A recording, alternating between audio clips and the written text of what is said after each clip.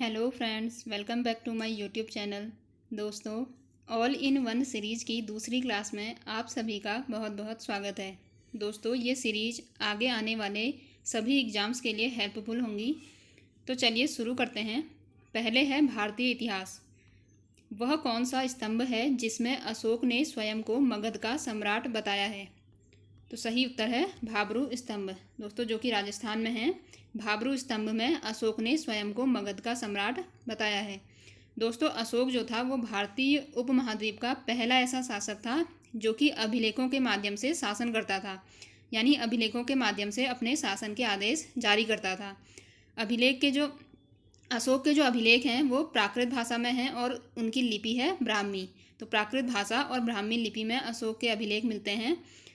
और अशोक के शिलालेख को सबसे पहले दोस्तों जेम्स प्रिंसेप ने पढ़ा था। जेम्स प्रिंसेप ने अशोक के शिलालेखों को सबसे पहले पढ़ा था। अशोक ने जो है अशोक के टाइम का एक महत्वपूर्ण युद्ध भी है जो कि उसने अपने राज्याभिषेक के 8वें वर्ष में किया था। 8वें वर्ष में लगभग 261 ईसा पूर्व में यह युद्ध हुआ था, जिसे कलिंग का युद्ध भी कहते हैं। तो 261 ईस्वी में हुआ था कलिंग का युद्ध, जो कि राज्याभिषेक के बाद 8वें साल में हुआ था। फिर है दक्षिण भारत का कौन सा राजवंश अपनी नौसैनिक शक्ति के लिए प्रसिद्ध था? तो ये है चोल वंश। चोल वंश जो था ये नौसैनिक शक्ति के लिए प्रसिद्ध था। दोस्तों, चोल वंश के जो संस्थापक हैं वो है विजयालय, और चोल वंश की जो राजधानी थी वो थी तंजौर में। संस्थापक है विजयालय और राजधानी थी तंजौर में। और चोल शासन है उसके टाइम की एक प्रसिद्ध मूर्ति भी है जो कि कांस्य की बनी है, वो है नटराज की कांस्य मूर्ति जो कि चतुर्भुज है। फिर है महमूद गजनवी द्वारा वर्ष 1025 ईस्वी में सोमनाथ मंदिर पर किए गए आक्रमण के दौरान गुजरात का शासक कौन था? तो जब महमूद गजनवी ने 1025 ईस्वी में सोमनाथ मंदिर जो कि गुजरात में है वहाँ आक्रमण किया था महमूद गजनवी ने, उस समय जो गुजरात है वहाँ का शासक था भीम प्रथम। दोस्तों, महमूद गजनवी ने भारत पर कुल 17 बार आक्रमण किया था। 1000 ईस्वी से 1027 ईस्वी तक। दोस्तों, 1000 ईस्वी से 1027 ईस्वी तक महमूद गजनवी ने भारत पर कुल 17 बार आक्रमण किया था। और इसका उद्देश्य जो है ये भारत में शासन नहीं करना चाहता था, बल्कि ये भारत को लूटने के उद्देश्य से आया था। महमूद गजनवी के टाइम पर एक इतिहासकार भी भारत आता है जो कि है अल बरूनी, और जिसकी प्रसिद्ध पुस्तक है किताब उल हिंद। तो किताब उल हिंद पुस्तक के लेखक हैं अल बरूनी, जो कि महमूद गजनवी के साथ भारत आए थे। भारतीय जनता के लिए हिंदू शब्द का सर्वप्रथम प्रयोग किसके द्वारा किया गया? तो भारतीय जनता के लिए हिंदू शब्द का सर्वप्रथम प्रयोग किया गया था अरबों के द्वारा। फिर है भारतीय राज्य व्यवस्था। भारतीय संविधान में मौलिक कर्तव्यों का विचार किस देश के संविधान से लिया गया है? तो मौलिक कर्तव्य लिए गए हैं रूस के संविधान से। दोस्तों, भारतीय संविधान के भाग 4 के क में मौलिक कर्तव्यों का उल्लेख किया गया है। भारतीय संविधान के भाग 4 के क में मौलिक कर्तव्यों का उल्लेख किया गया है। और मौलिक कर्तव्यों को जो है वो सरदार स्वर्ण सिंह समिति की सिफारिश पर जो है संविधान में शामिल करने की बात कही गई थी। तो मौलिक कर्तव्य जो है ये स्वर्ण सिंह समिति की सिफारिश पर दोस्तों 8 मौलिक कर्तव्यों को जोड़ने की सिफारिश की गई थी, लेकिन फिर बाद में 42वां संविधान संशोधन होता है। उस वक्त संविधान में टोटल 10 मौलिक कर्तव्यों को सम्मिलित किया जाता है। बाद में 11वां जो मौलिक कर्तव्य है, जो कि 6 से 14 वर्ष की आयु के बच्चों को जो अनिवार्य शिक्षा है, 11वां मौलिक कर्तव्य ये 86वें संविधान संशोधन द्वारा 2002 में जोड़ा जाता है। तो टोटल 11 मौलिक कर्तव्य हैं, जिनमें से जो स्वर्ण सिंह समिति है उसने सिफारिश करी थी कि 8 मौलिक कर्तव्यों को जोड़ा जाना चाहिए, लेकिन 42वें संविधान संशोधन जो कि 1976 में होता है, 42वें संविधान संशोधन द्वारा भारतीय संविधान में 10 मौलिक कर्तव्यों को जोड़ा जाता है और 11वां मौलिक कर्तव्य 86वें संविधान संशोधन द्वारा 2002 में जोड़ा गया। फिर है भारत के नियंत्रक एवं महालेखक परीक्षक का कार्यकाल कितना होता है? तो नियंत्रक एवं महालेखा परीक्षक यानी कि CAG का कार्यकाल है दोस्तों 6 वर्ष। 6 वर्ष इनका कार्यकाल है। दोस्तों, जो भारतीय संविधान है, भारतीय संविधान में CAG का उल्लेख जो है वो अनुच्छेद 138 में किया गया है। तो CAG यानी controller and auditor general of India. तो इसकी नियुक्ति संविधान के अनुच्छेद 148 के अनुसार की जाती है। और दोस्तों जो ये CAG है ये राज्य और केंद्र दोनों जो सरकार है उनके सभी खर्चों की जांच करता है, खर्चों की वित्तीय जांच करता है। इसलिए इसे जो है लोक निधि का मुख्य अभिभावक भी कहा जाता है। लोक निधि का मुख्य अभिभावक भी कहा जाता है CAG को, यानी नियंत्रक एवं महालेखा परीक्षक को। और दोस्तों जब नियंत्रक एवं महालेखा परीक्षक का कार्यकाल समाप्त हो जाता है तो समाप्त होने के बाद ये कोई भी सरकारी पद धारण नहीं कर सकता। फिर है राज्यसभा का सदस्य बनने के लिए न्यूनतम आयु कितनी निर्धारित है। तो राज्यसभा का सदस्य बनने के लिए न्यूनतम आयु है 30 वर्ष, जबकि लोकसभा का सदस्य बनने के लिए न्यूनतम आयु है 25 वर्ष। तो लोकसभा के लिए 25 वर्ष और राज्यसभा के लिए 30 वर्ष। दोस्तों भारतीय संविधान है उसमें जो भारतीय संसद है उसके 2 सदन हैं। भारतीय संसद के सदन जो हैं वो 2 हैं, लेकिन संसद के भाग जो हैं वो 3 हैं। पहला है लोकसभा, राज्यसभा और तीसरा राष्ट्रपति। तो भारतीय सदन के 3 भाग हैं, लोकसभा, राज्यसभा और राष्ट्रपति, जबकि 2 सदन हैं, लोकसभा और राज्यसभा। प्रथम लोकसभा अध्यक्ष कौन थे जिनके विरुद्ध लोकसभा में अविश्वास प्रस्ताव लाया गया।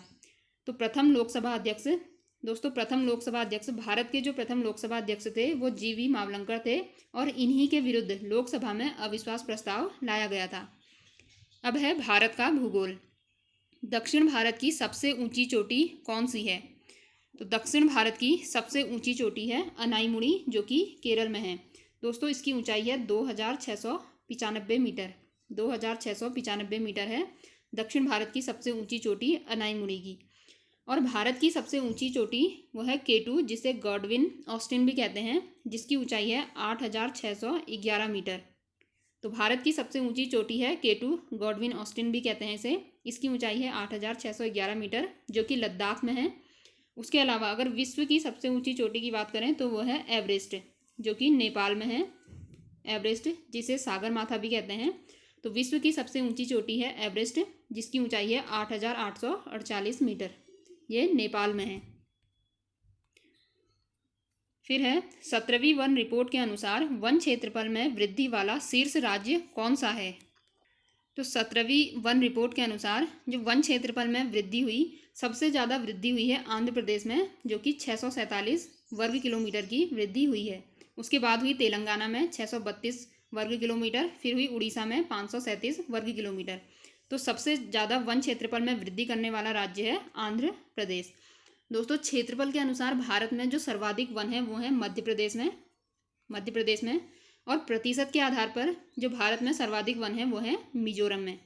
तो क्षेत्रफल के अनुसार है मध्य प्रदेश में और प्रतिशत के आधार पर है मिजोरम में सबसे ज़्यादा वन। अगला है भारतीय मौसम विज्ञान संस्थान कहाँ स्थित है। तो भारतीय मौसम विज्ञान संस्थान स्थित है नई दिल्ली में।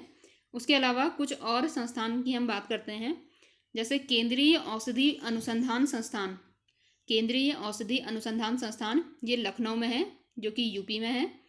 उसके अलावा केंद्रीय सड़क अनुसंधान संस्थान, दोस्तों ये भी दिल्ली में है। केंद्रीय सड़क अनुसंधान संस्थान दिल्ली। राष्ट्रीय समुद्र विज्ञान संस्थान, दोस्तों ये है पणजी में। राष्ट्रीय समुद्र विज्ञान संस्थान पणजी में, जो कि गोवा में है। फिर है चौधरी चरण सिंह अंतर्राष्ट्रीय हवाई अड्डा कहाँ स्थित है। तो चौधरी चरण सिंह अंतर्राष्ट्रीय हवाई अड्डा है लखनऊ में। उसके अलावा कुछ अतिरिक्त अंतर्राष्ट्रीय हवाई अड्डे की बात करें तो बाबा साहब भीमराव अंबेडकर अंतर्राष्ट्रीय हवाई अड्डा, दोस्तों ये नागपुर में है। नागपुर यानी महाराष्ट्र में। छत्रपति शिवाजी अंतर्राष्ट्रीय हवाई अड्डा, दोस्तों मुंबई में है। उसके अलावा इंदिरा गांधी अंतर्राष्ट्रीय हवाई अड्डा ये है दिल्ली में। और राजीव गांधी अंतर्राष्ट्रीय हवाई अड्डा है हैदराबाद में। इंदिरा गांधी अंतर्राष्ट्रीय हवाई अड्डा हो गया दिल्ली में और राजीव गांधी अंतर्राष्ट्रीय हवाई अड्डा है हैदराबाद में। फिर है लाल बहादुर शास्त्री अंतर्राष्ट्रीय हवाई अड्डा, दोस्तों ये है वाराणसी में, उत्तर प्रदेश में। फिर है भारतीय अर्थव्यवस्था। पहला है नाबार्ड का मुख्यालय कहाँ स्थित है। तो दोस्तों नाबार्ड का मुख्यालय है मुंबई में, जिसकी स्थापना हुई 1982 में शिवरमन सिंह समिति के अनुसार। तो शिवरमन सिंह समिति के आधार पर नाबार्ड की स्थापना हुई मुंबई में 1982 में। भारत में वस्तु एवं सेवा कर यानी जीएसटी कब से लागू है? तो भारत में वस्तु एवं सेवा कर है 1 जुलाई 2017 से लागू। 1 जुलाई 2017 को भारत में वस्तु एवं सेवा कर लागू किया गया। दोस्तों, वस्तु एवं सेवा कर यानी जीएसटी लागू करने वाला पहला देश है फ्रांस। पहला देश है फ्रांस। वस्तु एवं सेवा कर लागू करने वाला पहला देश है फ्रांस। और जो भारत में जीएसटी परिषद है उसका अध्यक्ष जो होता है वो होता है केंद्रीय वित्त मंत्री। केंद्रीय वित्त मंत्री जो होता है ये जीएसटी परिषद का अध्यक्ष होता है। कौन सा नियम कर चोरी करने वालों की पहचान करता है? तो एक नियम कर है ये चोरी करने वालों की पहचान करता है, वो है गार यानी general anti avoidance rule, GAAR, गार। तो ये है नियम कर चोरी करने वालों की पहचान ये करता है। अब है उत्तराखंड से संबंधित महत्वपूर्ण प्रश्न। तो पहला है, कुमाऊं को किस वर्ष कुमाऊं एवं गढ़वाल 2 जिलों में विभक्त किया गया? तो 1839 में कुमाऊं को 2 जिलों में विभक्त किया गया, कुमाऊं एवं गढ़वाल। उसके बाद 1840 में पौड़ी जिले की स्थापना होती है।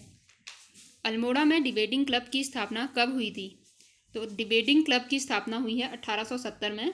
उसके बाद उसके एक साल बाद 1871 में डिबेटिंग क्लब द्वारा अल्मोड़ा अखबार की शुरुआत की जाती है। तो डिबेटिंग क्लब की स्थापना 1870 में और अल्मोड़ा अखबार की शुरुआत 1871 में। और अल्मोड़ा अखबार के जो संपादक थे वो थे बुद्धि वल्लभ पंत, उनके साथ थे मुंशी इम्तियाज अली और जीवानंद जोशी। तो ये इन तीनों का योगदान है अल्मोड़ा अखबार के संपादन में। अब है दोस्तों कुमाऊनी कहावतें। दोस्तों, हर एग्जाम में 3 से 4 जो है कुमाऊनी कहावतें पूछी जा रही हैं। तो यहाँ पर मैंने 2 कुमाऊनी कहावतें इंक्लूड की हैं। पहला है, जय गौ जानने वी गौक बाट की पूछना। जय गौ जानने यानी जिस गांव जाना नहीं, गौ मतलब गांव, तो जिस गांव जाना नहीं, वी गौक बाट की पूछना यानी उस गांव का बाट यानी रास्ता, उस गांव का बाट यानी रास्ता क्यों पूछना। तो जिस गांव जाना नहीं उस गांव का रास्ता क्यों पूछना। तो इसका भावार्थ हो गया, जिस बात से कोई संबंध ही न हो तो उसके विषय में जानकारी क्यों लेनी है। जिस बात से कोई संबंध न हो उसके विषय में जानकारी क्यों हासिल करनी, यानी जिस गांव जाना नहीं उस गांव का रास्ता पूछना ही क्यों। फिर है, अकल ऐछ ठोकर खैबर यानी अकल ऐछ यानी अकल आती है, ठोकर खैबर यानी ठोकर खाकर, यानी अकल आती है ठोकर खाकर। तो इसका भावार्थ हो गया, अनुभव से ही ज्ञान प्राप्त होना। तो अकल तभी आती है जब ठोकर खाते हैं हम, तो अनुभव से ही ज्ञान प्राप्त होना इसका भावार्थ है। तो दोस्तों, ये थी आज की महत्वपूर्ण क्लास। अगर आपको यह क्लास अच्छी लगी तो please like share and subscribe my YouTube channel. और अगर आप हमारे चैनल से रिलेटेड कोई भी अपडेट लेना चाहते हैं तो आप हमारे टेलीग्राम लिंक मनीषास GS लाइब्रेरी को फॉलो कर सकते हैं, जिसका लिंक हमने डिस्क्रिप्शन में दिया है। मिलते हैं नेक्स्ट वीडियो में। Thank you.